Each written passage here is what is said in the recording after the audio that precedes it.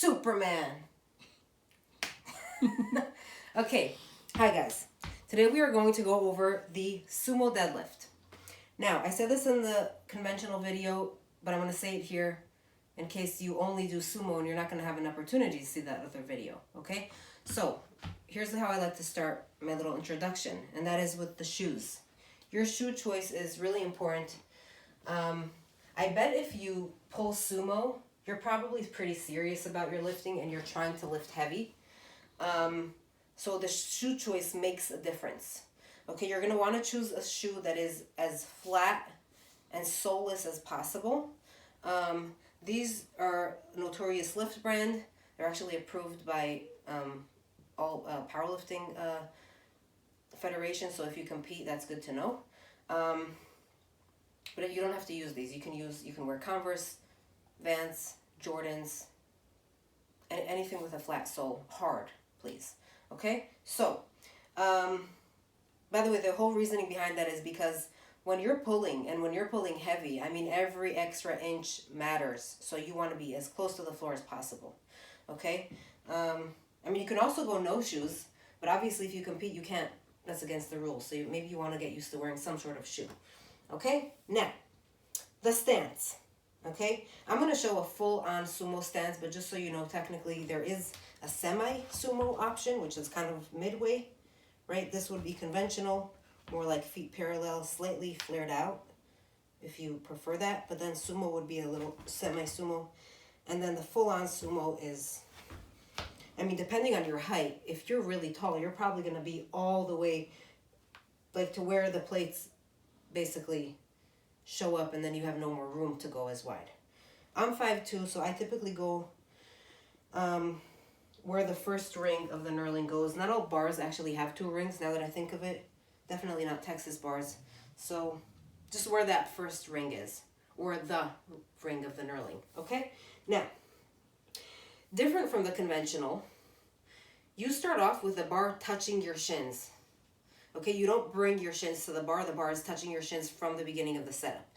Okay, now as far as the grip goes, technically you can use over, you can use mixed. I am noticing as time goes by that I always prefer the mixed for the most part, but for the sumo, it seems that overhand and possibly hook grip is more efficient. It is the stronger grip. If you see all the big name powerlifters, most of them are using hook overhand. Okay? Now,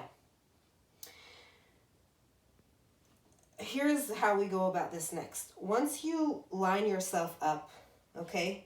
Now, the angle also of how much you flare out your feet, this also comes down to mobility. Usually, the more you're flared in, if you're going by the book, that's probably a little better. But it's okay if they're flared out a little bit too. There isn't like right or wrong. It just, you know, whether you have the mobility or not. Okay?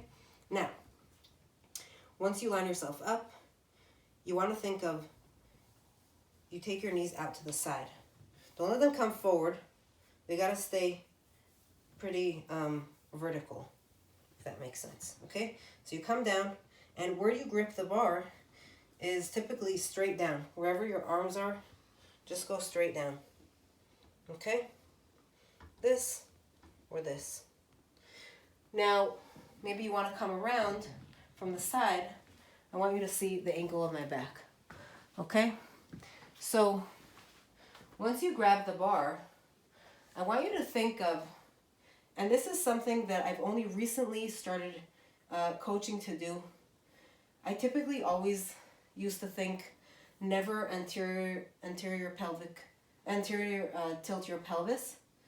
But now that my deadlifting has been evolving, the way I lift and the way I coach, that is a cue that I give specifically with the sumo. Sometimes also the conventional, it depends on the person, but you definitely want to do that. Now I know it's a little counterintuitive because that can put some pressure on the lower back, but you're going to have to be smart and intuitive about this and how deep you go, because you don't want to overdo it, obviously, because you're right. It does compress the discs and you don't want to, you know, like squeeze them too hard. But you want to have some sort of tilt there. So you grab the bar and you want to be right above the bar, maybe even a little behind. Definitely not over.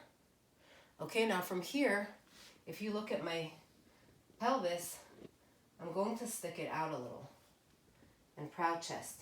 From here, when I do that, what happens is, this really helps me further engage my quads. So before I even pull, you take a few seconds to let the tension build up in your quads.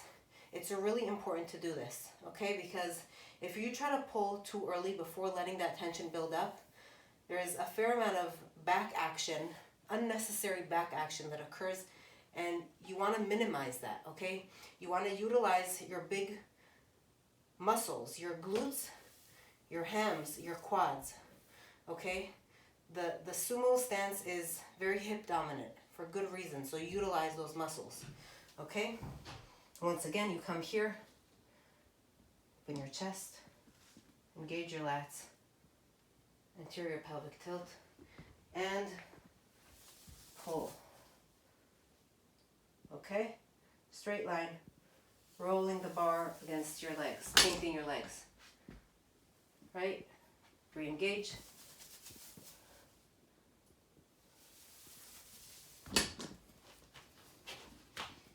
Sometimes you need a reset, that's totally fine. Okay, grab the bar, sit into it, pelvic tilt, okay, and up. Now what happens is, if I don't do that tilt, in my book, this is actually rounded. I know it sounds a little extreme because maybe it looks like it's pretty flat, but there's a room for it to be even more. Okay, so let's show this one more time. Right, this would be rounded, and then this is open. Up. Okay, and down. Up.